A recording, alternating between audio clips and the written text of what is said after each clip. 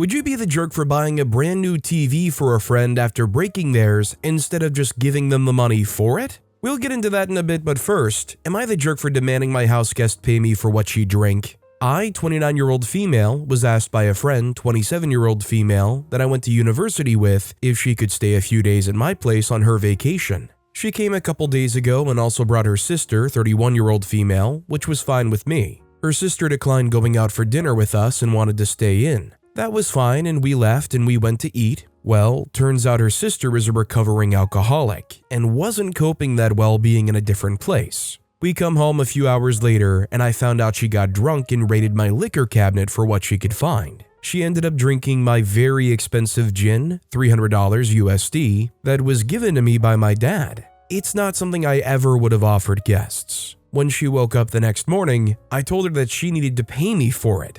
I didn't even open it. She started freaking out, saying it was a mistake and that she couldn't afford the rest of her trip if that's what it really costs. I told her that she technically stole it from me and that she needed to pay me for it. My friend from uni says that her sister is struggling in recovery, but they really can't afford to compensate me without it ruining their trip. I asked them to leave and they were both very upset about it. While I do understand that it was a moment of weakness, I still think she needs to pay me for it. If she broke it by accident, that would be a different story. Am I the jerk for wanting her to give me the money for it? In my opinion, moment of weakness or not, they still did pretty much steal that from OP. They never had permission to do that. They never had permission to rifle around on their stuff. If OP wants the value of that stuff back, I can't fault them. Also, hi, I'm Steven, and if you guys enjoy getting to decide whether or not all of these people are jerks, why not hit those like and subscribe buttons down below? Our next story is, am I the jerk for mistaking someone else for the bride and made the actual bride cry?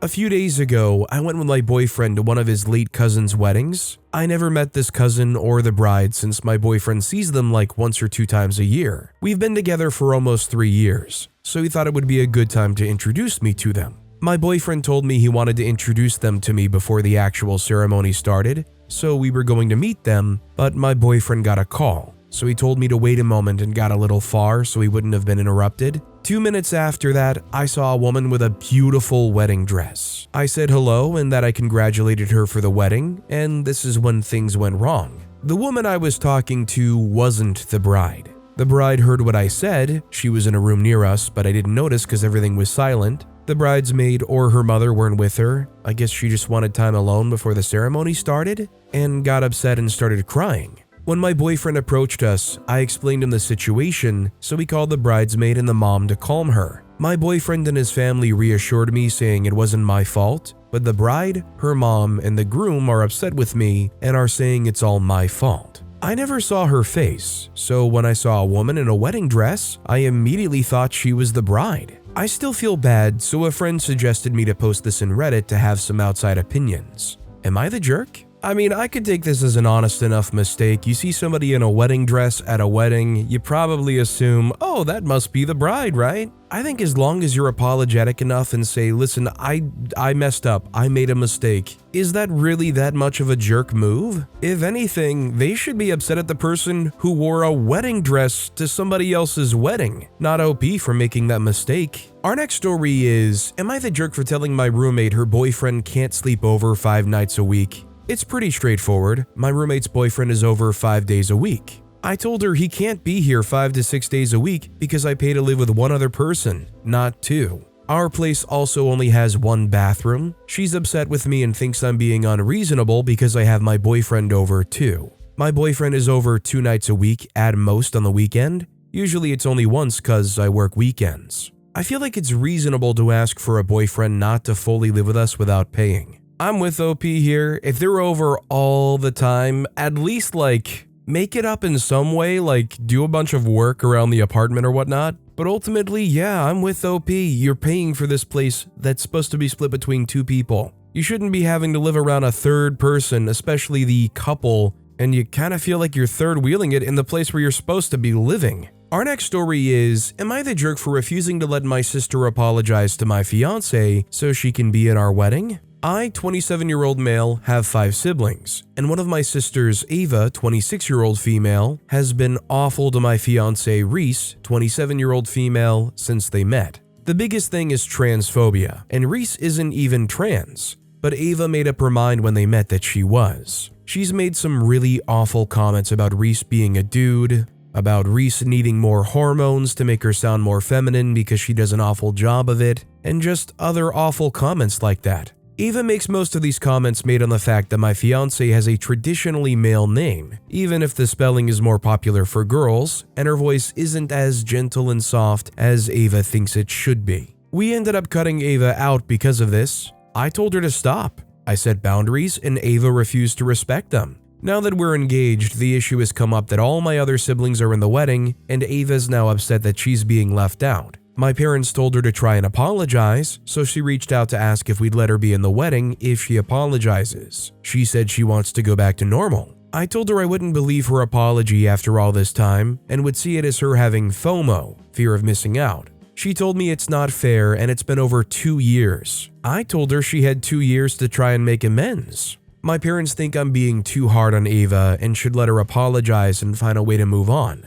They said Reese can surely say what kind of apology she would need to be able to move on from this. Reese told me she's glad I took the stand because she didn't want to be the bad guy within the family, but she's also not over the way Ava spoke to her and the things Ava would say about her. Reese's brother is trans, so we're also aware that if Ava would speak that way to her when Reese isn't trans, what would she say to my future brother-in-law? Ava is ticked I won't give her a chance, and my parents are siding more with her than I would like. They say I should be willing to try. Am I the jerk? Absolutely not the jerk here. Somebody like this, you know that apology isn't even genuine, especially when they have to go out of the way and say, hey, what kind of apology do you want me to give you that will make it all okay? Yeah, because there's going to be an answer that's going to make it all okay in that situation. Hey, sorry for irrationally bullying you about things that literally are just you, and doing it unapologetically for years. Is there anything I can say to go to your wedding? Absolutely not, right? Our next story is, am I the jerk for not wanting to follow my sister-in-law's rules for her wedding and saying her insecurities aren't my fault? My female 27, brother, male 34, and his fiancée, female 31, are getting married soon. My husband and I got our invitation, all fine. However, this is the problem I'm having with them. I'm not a bridesmaid / in the bridal party because I have a baby, and as she's very young, 4 months now, and I was either pregnant or with a newborn during most of the wedding planning, it was for the best. So I'm just a regular guest as everyone else, right? Well, my brother and his fiancée came over a few days after they sent the invitations because they wanted to talk to me. My future sister-in-law basically told me she's gotten a dress for me and she'll love for me to wear it for their wedding. I was kind of like, okay, thanks, but why? You know? At first, she didn't want to tell me that they've chosen a dress for me, but finally she told me that I tend to draw too much attention to me. Last year, our other brother got married, and my future sister-in-law thinks that she doesn't want to risk having me show up similarly to their wedding. By the way, I wasn't wearing an inappropriate dress or white, anything like that.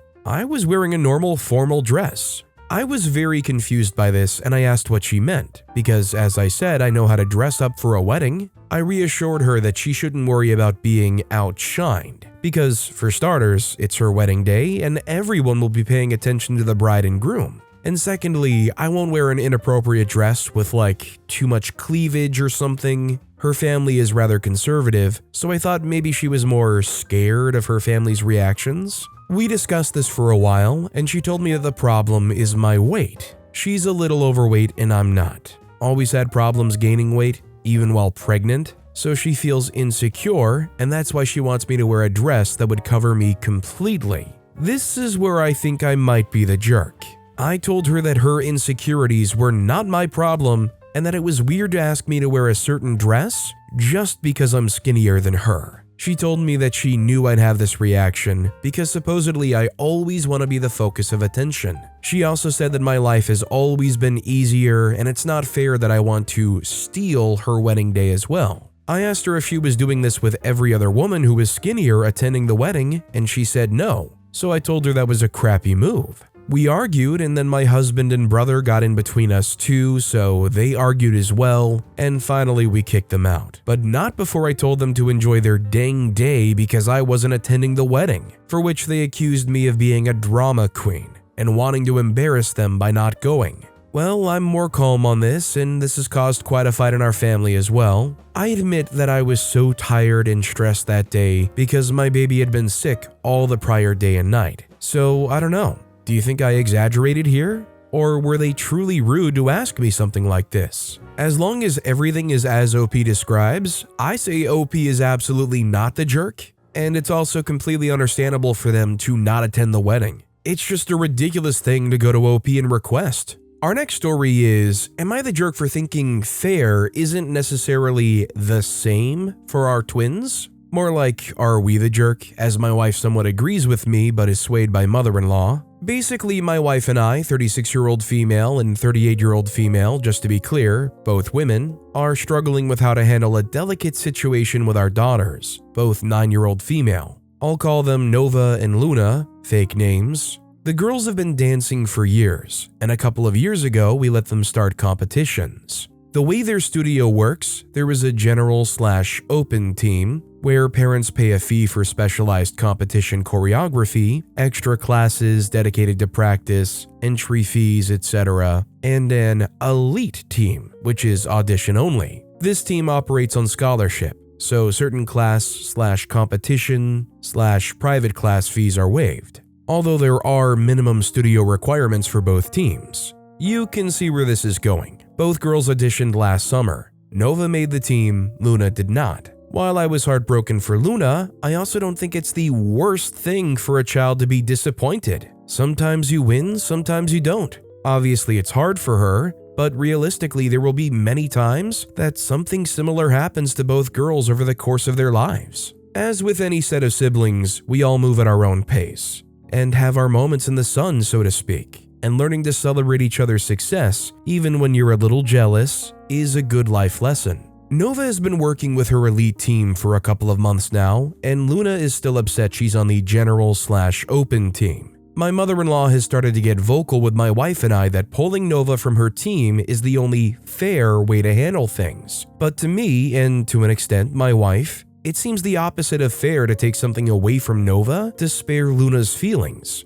For what it's worth, we've needed to set boundaries with mother-in-law before for treating the girls as twins, rather than two children, and I feel this scenario is something of an extension of that. Luna also insists that it's only fair that her sister give up her spot since they can't be together. Nova would love her sister to be a part of the team, but doesn't want to quit no matter what. She's proud to have been chosen. It seems like a terrible precedent to set. If Luna gets a place at a better university, would we make her reject it to spare her sister's feelings? If Nova is the first to find a partner, does she have to end it if Luna is single? Unfortunately, my wife is starting to crumble under the weight of her mother's criticism, and wondering if we should pull Nova and let both girls audition again in the summer. I feel like it's vital we don't, and allow each girl to take the opportunities they earn. To be clear, if the roles were reversed, I'd want Luna to keep her place also. So Reddit, am I the jerk?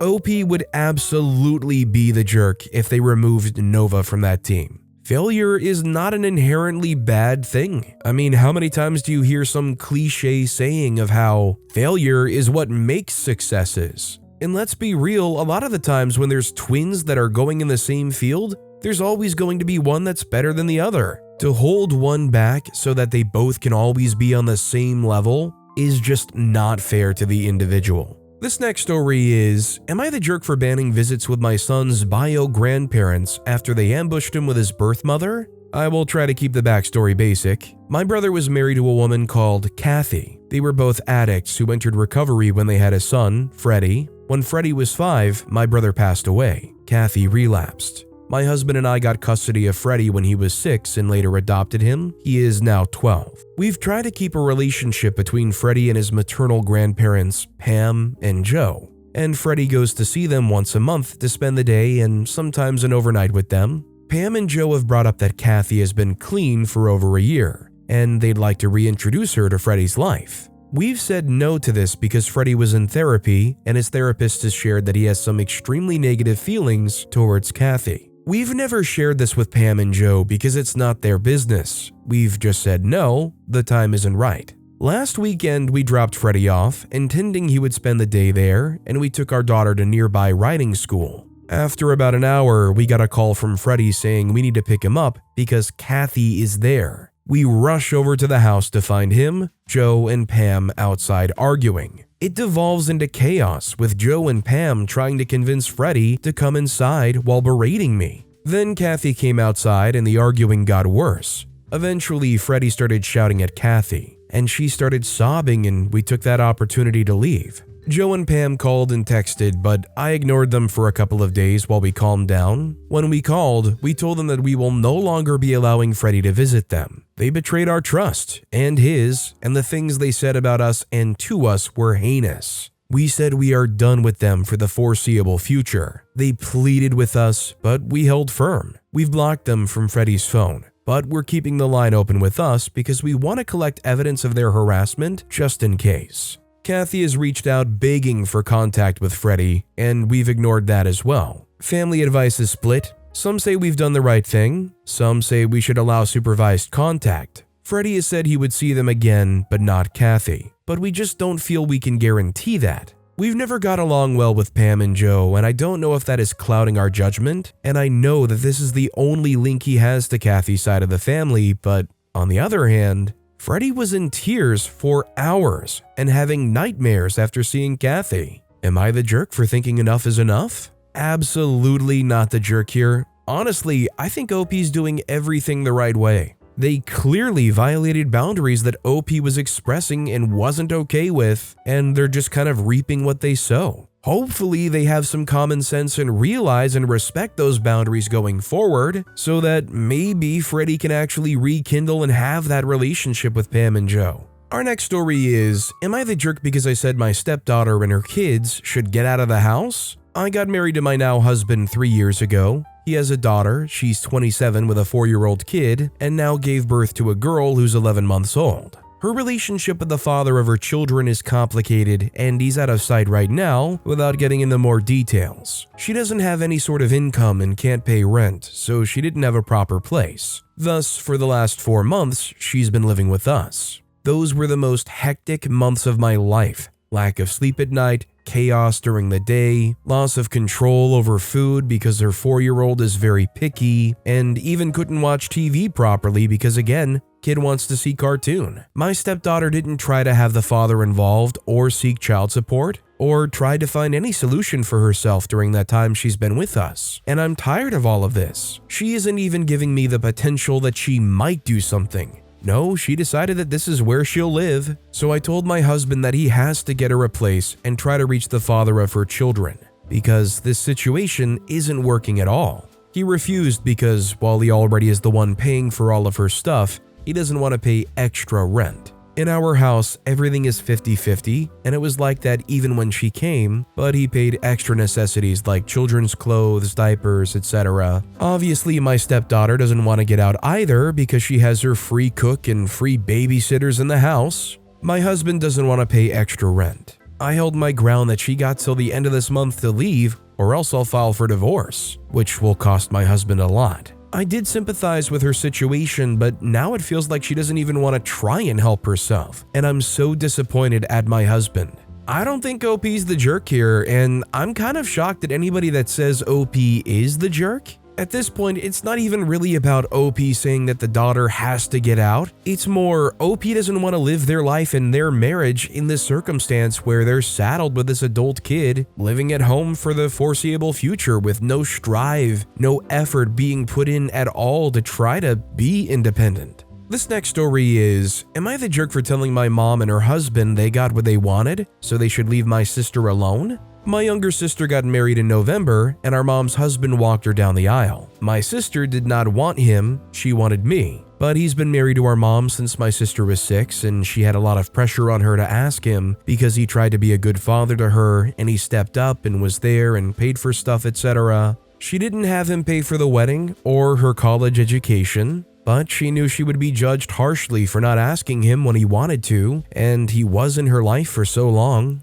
The day of the wedding, my sister was crying on my shoulder for a while about how upset she was that he was walking her and not me. She wished Dad was there, etc. Mom's husband overheard everything and walked her anyway, and then the next day he and my mom heard her and my brother-in-law talking about it and how much she hated the experience and wanted to wipe it from her memory. My mom and her husband are offended. I think he was hurt that she was so upset by him doing it, but they weren't happy she was so upset/bothered by him doing it. My mom tried to drag me into their anger, and I told her I wasn't angry. Then they both claimed I should have more respect for him as the man who stepped up when Dad died. I was 15 when he and my mom got married, so he played a very small role in my life. I told my mom's husband he got what he wanted, and I told them they both got what they wanted, which was him walking my sister down the aisle, and they need to leave my sister alone because she has every right to be unhappy when they pressured her. He argued that she's his little girl and this is hard for him. I told him he never listened because she has never ever claimed to be his little girl. She has always seen herself as our dad's daughter, and he will never be our dad.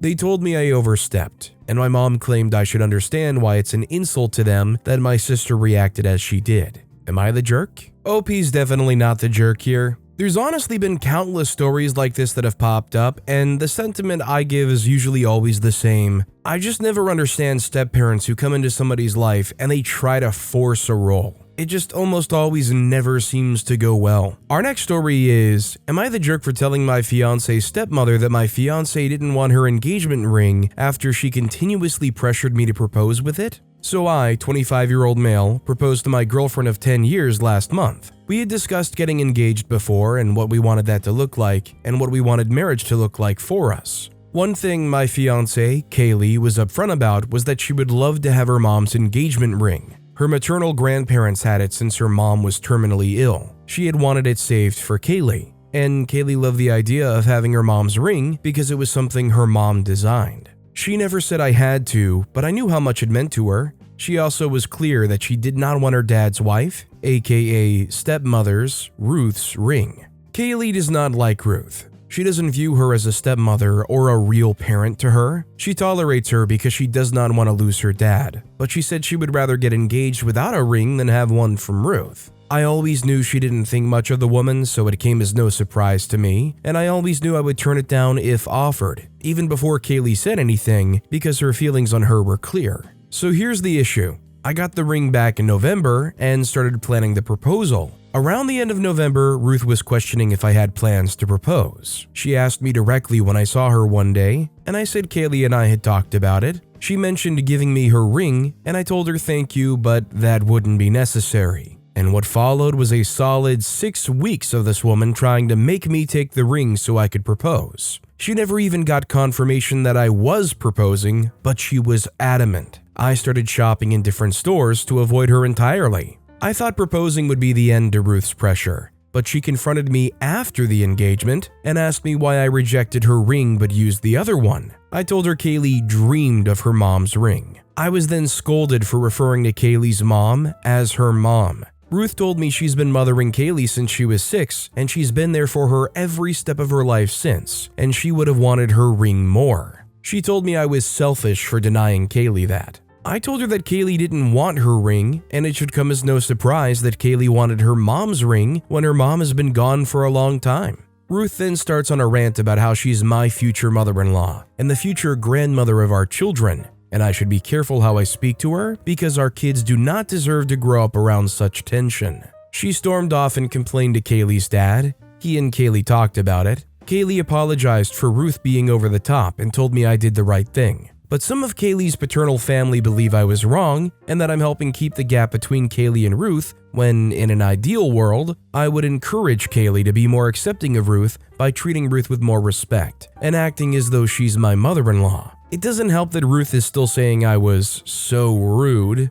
Am I the jerk? OP's definitely not the jerk here because they followed word for word the request and boundary that their fiancé set. OP only did exactly the right thing. Our next story is, am I the jerk for buying my friend a new TV after breaking hers instead of paying her for it? My friend moved into a new apartment a few days ago and had a little housewarming party. Most of us were pretty drunk by the end of the night, and unfortunately I'm very clumsy when intoxicated. Long story short, I tripped and fell right into her brand new TV. It was completely broken, and obviously I was very embarrassed and apologized 1,000 times and promised I would pay for it. Sober the next day, I texted her and asked what kind of TV it was and where she got it. Then I looked it up online and it had a Valentine's Day sale on it, $80 cheaper than what she originally had paid. Before I could even tell her about that, she messaged me and told me I can just PayPal her the money and she'll go to the store today and pick it up. But she named the price she paid, not the new one.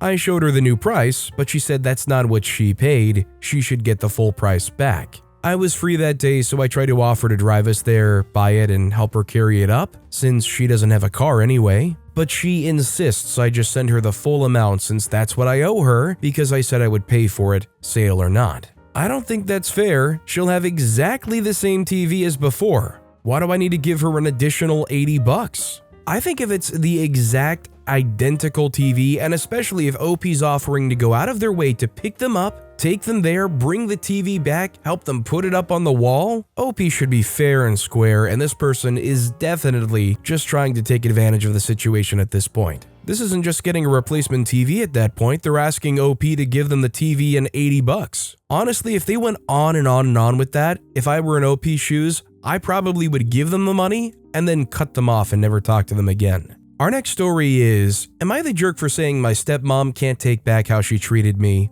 I, 24-year-old female, have always had a rocky relationship with my stepmom Cindy, 51-year-old female. She came into my life when I was 13, and pretty much as soon as she and my dad were married, she became very pushy about taking up a parental role. She came to all of my events and stuff, which I try to appreciate, but she was also very, it's my house too and I get to make rules after moving in with my dad. She was the bad cop, I guess. She was the one who thought I didn't have enough chores, that my grades weren't good enough, that I needed screen time limits, etc. And that led to a lot of arguments. I hit the last straw at 17. The lawn needed cutting before Sunday. My dad said he would do it Saturday afternoon, so I made plans to go hang out with friends for the day. While I was out, Cindy messaged me saying I shouldn't have let dad do the lawn because he'd had a tiring week, and that I would be doing it. Her usual MO, basically. I said no and stayed out with my friends. When I got home, she was furious and tried to ground me, and it turned into this big stupid argument where I pulled the "you're not my mom" card. Dad ended up stepping in. I wasn't grounded, but also asked me to try and get along with her. It didn't matter because she decided she was done. She just kind of stopped acknowledging me. We basically became roommates who hated each other. I wasn't even allowed to eat food she bought. Not special stuff, like when the bread ran out and she was the one to replace it. It was all just really tense, and I ended up spending a lot more time at my mom's apartment until I went to college.